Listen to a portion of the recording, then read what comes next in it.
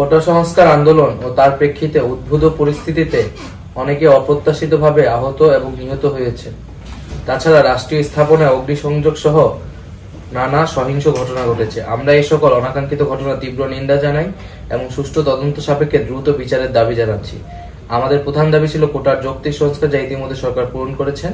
এখন শিক্ষার সুষ্ঠু পরিবেশ নিশ্চিত করার লক্ষ্যে দ্রুত শিক্ষা প্রতিষ্ঠান খুলে দেওয়ার জন্য সরকারের প্রতি জোর আহ্বান জানাই। সার্বিক স্বার্থে আমরা এই মুহূর্তে থেকে আমাদের কর্মসূচি প্রত্যাহার করছি। প্রিয় দেশবাসী, সবাইকে আসসালামু আলাইকুম। আমি মাহিন, বৈষম্য বিরোধী ছাত্র আন্দোলনের একজন সমন্বয়ক হিসেবে আমি দায়িত্ব পালন করছি।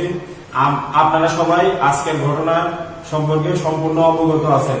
আমাদের 6 জন সমন্বয়ককে ডিবি কার্যালয়ে তুলে নিয়ে লিখিত বিবৃতি নেওয়া হয়েছে। এ ব্যাপারে দেশবাসীর ভেতরে অনেক প্রশ্ন, অনেক কথা, অনেক কিছু আপনাদের মনের মধ্যে এসেছে। আমি বিষয়গুলো সম্পূর্ণভাবে ক্লিয়ার করে দিতে চাই আপনাদের সামনে। যে 6 জনের কাছ থেকে বিবৃতি নেওয়া হয়েছে, সেই 6 জনকে আমরা খুব ভালোভাবে চিনি। তারা কেমন মানসিকতার লোক আপনারা জানেন। নাহিদ ভাইকে এর আগেও তুলে নিয়ে নির্যাতন করা হয়েছে। আমার শ্রদ্ধেয় বড় ভাই আসিফ মাহমুদ ভাইকে, এছাড়াও আবু বাকেরকেও তুলে নেওয়া হয়েছিল, আপনারা সবাই জানেন। আমি প্রত্যেকের প্রতি অনুরোধ করব, তাদের প্রতি কোনো ঘৃণার মনোভাব প্রকাশ না করতে। প্রত্যেকেরই পরিবার আছে, প্রত্যেকেরই নিরাপত্তার ভয় আছে, প্রত্যেকের ভিতরেই পরিবারের প্রতি টান আছে। তাদেরকে সেই জায়গা থেকে অস্ত্রের মুখে জিম্মি করে আমাদের আন্দোলনকে নস্যাৎ করার জন্য সরকার উঠে পড়ে লেগেছে। দেখুন, আমাদের দাবি কিন্তু ডিবির কাছে নয়, আমাদের দাবি কিন্তু কোন সংস্থার কাছে নয়, আমাদের দাবি বাংলাদেশ সরকারের কাছে, বাংলাদেশ রাষ্ট্রের কাছে।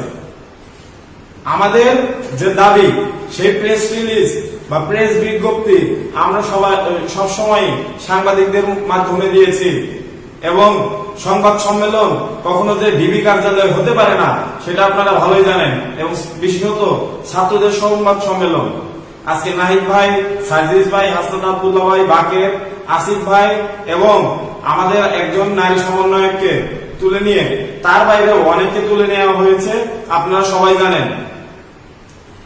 সরকারের এবং পুলিশ প্রশাসনের যে এই সম্মিলিত ঘৃণিত চক্রান্ত, আমরা এর নিন্দা ও প্রতিবাদ জানাচ্ছি।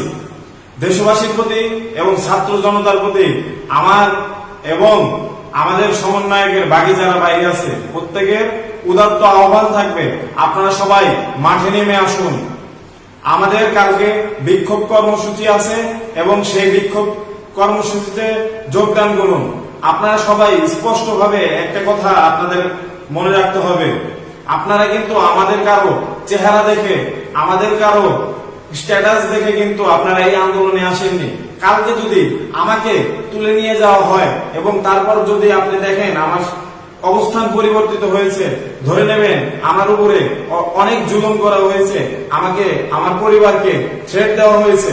আমি নিজেও কিন্তু সেই ধরনের জুলুমের শিকার, কিন্তু আমাকে কিন্তু এখনো তুলে নিয়ে যাওয়া হয়নি। আমি আমার নিরাপত্তা নিয়ে শঙ্কিত এবং এই বিষয়টি আপনাদেরকে জানিয়ে রাখলাম, আপনারা সচেতন থাকবেন।